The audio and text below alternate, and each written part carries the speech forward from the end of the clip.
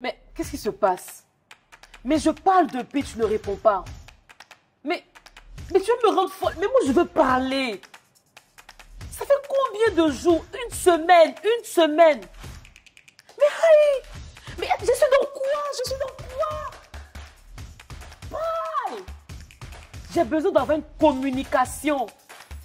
Ah, Seigneur, ça c'est... En tout cas. Ouf!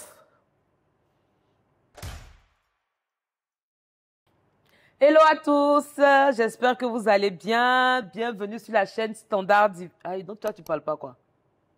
Ok. Bienvenue sur la chaîne Standard Divin, votre chaîne qui vous permet de trouver et de garder l'amour. Aujourd'hui, on va parler d'un thème. Bon, je pense que vous l'avez compris. Hein. Tu vas parler quand même? Hey! Je vais parler, ouais. Hey! Hey! Ouais! Et qui est Wanda? Je vais tout dire aujourd'hui. On parle de la Ah. manipulation par le silence. Le silence est sans doute l'une des armes de violence psychologique la plus méconnue. Oui, le silence peut être utilisé à des fins de manipulation, de violence, d'agression psychologique et qui a les mêmes effets, qui a les mêmes conséquences, les mêmes dégâts dans l'estime et la confiance en soi de la personne qui subit cette forme de violence très passive. Donc aujourd'hui, on va parler justement des mauvais usages parce qu'il y a un bon usage du silence. Voilà, ça c'est important de préciser. Il ne faut pas dire qu'une personne qui est silencieuse, c'est qu'elle est bizarre, en train de me torturer.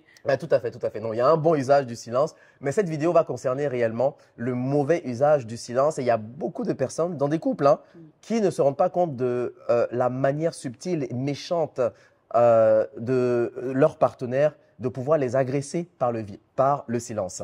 Alors aujourd'hui, on va voir le premier mauvais usage du silence. C'est le silence en fait qui est utilisé pour vous blâmer afin de vous culpabiliser. Donc le silence, c'est l'arme en fait que la personne utilise afin de vous culpabiliser. On va le voir très souvent en fait dans des situations où la personne est déjà en porte-à-faux.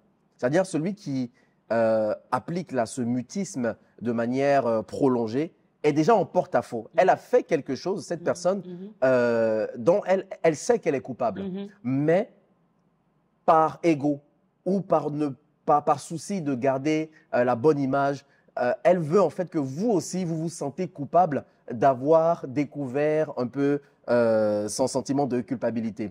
Donc, un exemple, lorsque, par exemple, un homme va tromper sa femme et que sa femme va fouiller son téléphone, sa femme va mener des enquêtes par des amis, par des personnes interposées, va exposer son couple d'une façon ou d'une autre et va découvrir qu'au final, cet homme-là a été effectivement infidèle.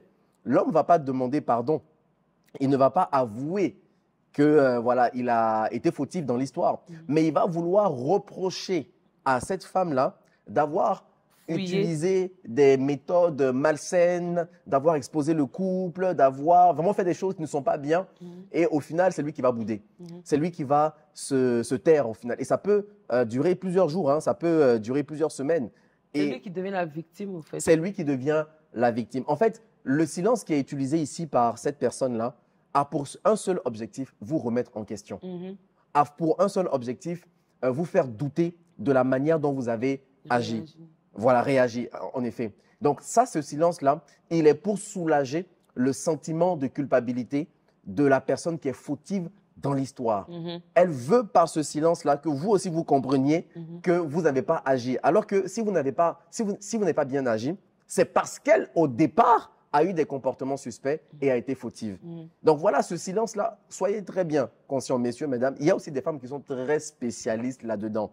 Des femmes qui ont des faux coups, des femmes qui ont des agendas cachés, des femmes qui savent très bien que si elles vous disent ce qu'elles sont en train de faire avec des copines, avec par exemple des choses qu'elles ont fait dans leur passé, elles vont se taire, elles vont utiliser un silence, même dans des datings, pour vous culpabiliser, dans le sens où elles ne sont plus trop intéressées, mais c'est pour vous culpabiliser parce qu'elles n'ont pas la force, le courage de vous dire qu'elles ne sont pas intéressées. Vous voyez? Donc, cette forme de silence-là crée beaucoup de confusion dans la personne qui l'a subi parce qu'elle ne sait pas au fait, est-ce que j'ai fait une bonne action, j'ai posé un bon comportement dans cette situation et ça met une remise en question incessante. Il faut éviter à tout prix, il faut sortir de cette manipulation subtile. Et des personnes qui, pour les femmes ou bien pour ceux qui subissent ça, mais qui ne tiennent pas leur ligne droite, ils peuvent finalement penser que c'est eux les fautifs de l'histoire. Oui, oui, tout à fait. Donc tu commences à devenir au fait finalement coupable. Oui. Ah, mais finalement c'est moi qui suis peut-être allé fouiller le téléphone qui n'est pas bien fait, je n'aurais pas dû. Alors que bon, c'est une conséquence d'une action qui a été posée. Tout à fait, tout à fait, tout à fait. Et la deuxième forme, en fait, le deuxième usage du silence, c'est la punition. C'est la punition. Le premier mauvais usage, c'est le blâme. Et le deuxième mauvais usage, c'est la punition. Est-ce que vous savez que c'est possible d'utiliser le silence pour punir quelqu'un? Ah oui, hein? Dans des relations, il y a des gens qui sont mal intentionnés. Il y a des personnes qui ne sont pas violentes par la parole, qui ne sont pas violentes par le toucher physique, voilà. Soit parce que ce n'est pas de leur nature, ou soit parce qu'elles n'ont pas la force de le faire tout simplement, ou soit parce qu'elles ont peur des représailles ou des conséquences, mais elles sont beaucoup plus vicieuses. Et ça, c'est très malin. Vous savez, quand tu sais que c'est important pour une personne de parler, c'est important pour une personne de communiquer, tu sais que tu es en face d'un homme qui aime parler ou d'une femme qui aime parler, qui a besoin de s'exprimer, qui a besoin de comprendre, qui a besoin de détails, qui a besoin d'explications par rapport à une situation donnée, ce silence-là va être utilisé par le méchant ou la méchante dans l'histoire à des fins de punition. C'est-à-dire, on a eu un différend. Je n'ai pas aimé la façon dont tu t'es comporté lors de la soirée. Je n'ai pas aimé la façon dont tu m'as traité. Je n'ai pas aimé la façon dont tu m'as parlé. On était en train, ensemble et tout, et puis tu as sorti une phrase très déplacée. La personne en question a demandé pardon. Hein. Tu vois, elle s'est excusée.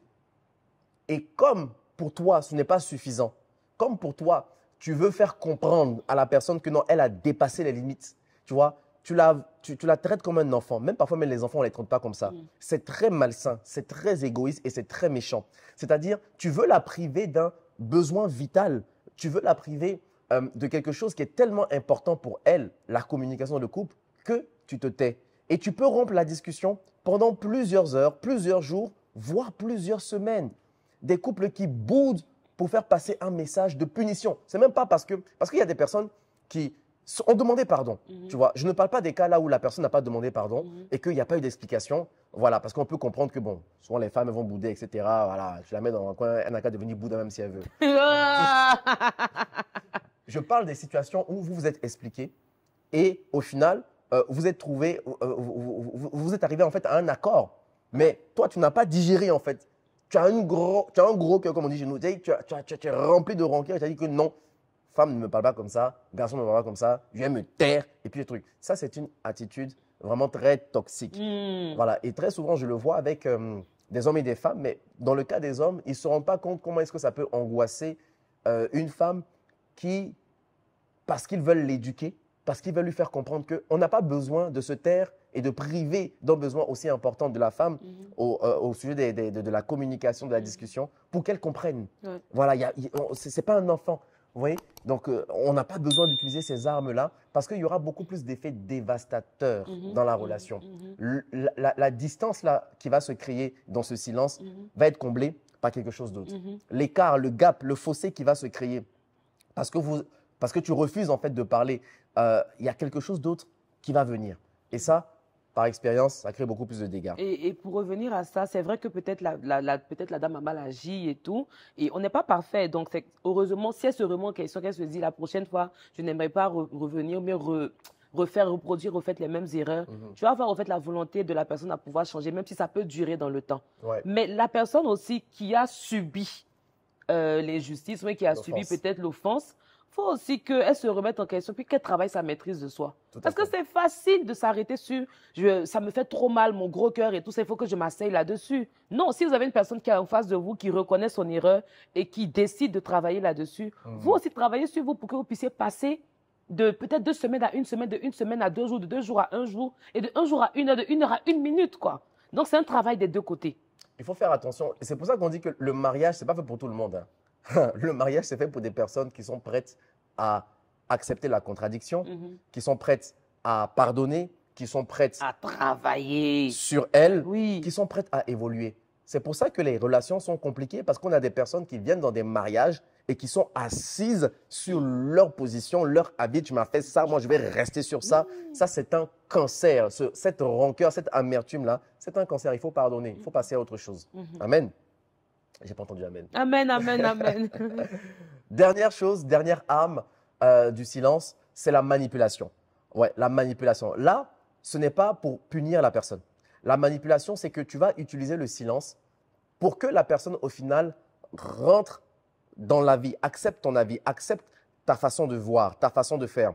Parce que, en fait, tu sais que tu ne peux pas la convaincre autre que par le silence. Si vous avez parlé, tu veux qu'elle fasse quelque chose pour toi, tu vois, tu veux qu'elle soit attentionnée, tu veux qu'elle soit sexy, tu veux qu'elle ait ton écoute, tu veux qu'elle arrête certaines fréquentations, par exemple, ou tu veux qu'il arrête. Généralement, la manipulation, cette arme-là va beaucoup être utilisée par les femmes. Vous allez, en fait, c'est bouder tout simplement. Les caprices, les femmes capricieuses. De parler. Il faut parler. De parler, hein. Il faut parler. Tu vois? Non, il faut rester dans la manipulation. Non, rester dans la manipulation. Non, mais c'est ça en fait, c'est que c'est étouffant et c'est de la vraie manipulation. Tu veux que ton homme te fasse des cadeaux, tu veux que ton homme te traite d'une certaine façon et tu sais très bien qu'il ne va pas le faire parce que tu n'as pas la bonne manière, la manière sage, la manière douce, la manière charmante, stratégique qu'il arrive à tes fins. Ce que tu vas faire, c'est que tu vas te muter. C'est-à-dire, on va mettre mute, comme dans Zoom. On met mute. On ne comprend pas, on n'entend rien du tout. Fermez vos micros. Tu vas rompre la discussion. Tu vas être… ton cœur ne sera plus là. Mais en fait, c'est de la manipulation. Même au niveau sexuel. Combien de femmes est-ce que on entend souvent, vous utilisez cette arme-là de bouder, de chantage, etc. Vous n'arrivez plus à vous exprimer, vous serrez votre visage comme ça. Juste parce que la personne doit faire ce que vous avez envie qu'elle fasse. C'est de la manipulation. C'est un aveu d'un mauvais leadership, un leadership médiocre et piètre, que de vouloir se taire pour que la personne fasse ce que tu as envie de faire. Tu es misérable. Mais à partir d'aujourd'hui, tu vas grandir par la grâce de Dieu. Yes, amen, amen, amen. Voilà.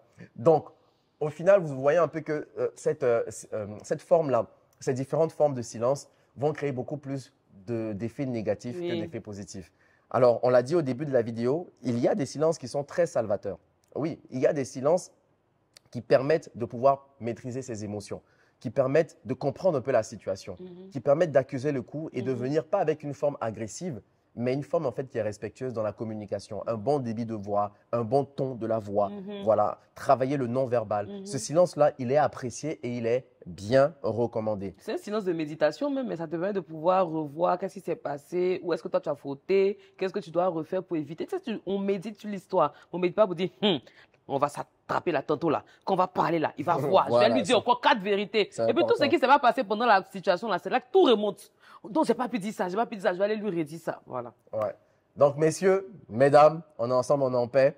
Sachez que le silence peut tuer les couples. S'il n'est pas utilisé à bon escient, avec beaucoup de maturité, il faut comprendre ce que la personne endure aussi. Et il faut aussi comprendre, accepter les styles d'attachement. On fera une autre vidéo pour ça. Mais ça, c'est important de pouvoir respecter l'espace de l'autre lorsque le silence est utilisé dans une forme saine. Sur ce, on espère que vous avez apprécié cette vidéo. Rendez-vous pour de prochaines vidéos. Allez, bye bye. Bye bye. Abonnez-vous, partagez, likez.